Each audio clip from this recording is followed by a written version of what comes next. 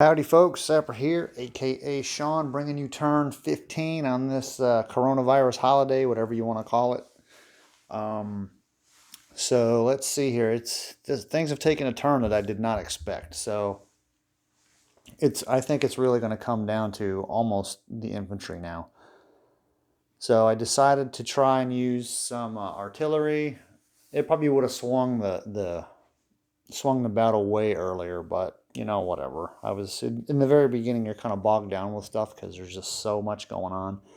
So many vehicles, you got to give orders to everybody, and it's a lot of overload. So anyway, I decided to use some artillery. So this vehicle here, it's an ACRV. So they're a forward observer. They have a laser designator. I decided to use the CLGP artillery, which is cannon launched guided projectile. Think of it as a tow missile fired out of an artillery piece. And you have to have somebody with a laser designator. Basically, they point that laser designator where they want that cannon launched guided projectile to go. So think of it as holding a laser pointer or a flashlight on an object so that another object can hit it. That's kind of the way it works. So that M1 tank that was sitting there, we had line of sight. So these trees didn't block and nothing there blocked. So that M1 tank didn't back up far enough.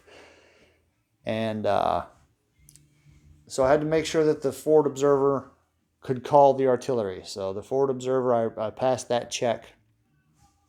And if you have all that, once you pass the call for fire check, all you do is roll the percentile dice, and 50 or lower, it's a knockout, and 51 or above, it's a brew up. So that's crazy that those things are that effective in this game. So as long as you can see them, and the call for fire is good, it's basically a kill. Because you got to think that projectile is coming down from on top, and of course, you know, you don't really put any kind of armor on the top of the tanks because tanks are made to engage other tanks and not worry about too much stuff from the sky.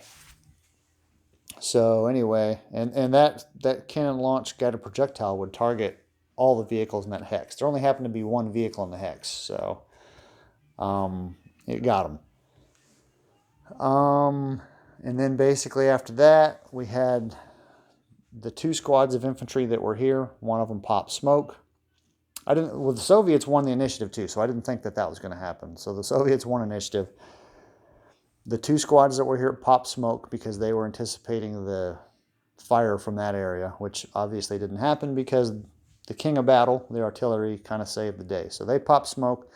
The other two squads moved up, so now we have 4 squads of infantry here. This headquarters section moved forward. This fist decided to fire at him. Overwatch fire, missed. Had that infantry pull back. This infantry is moving over here. And that infantry stayed in place. So basically, it's pretty much down to the infantry. I mean, we have one tank here. There's a BMP.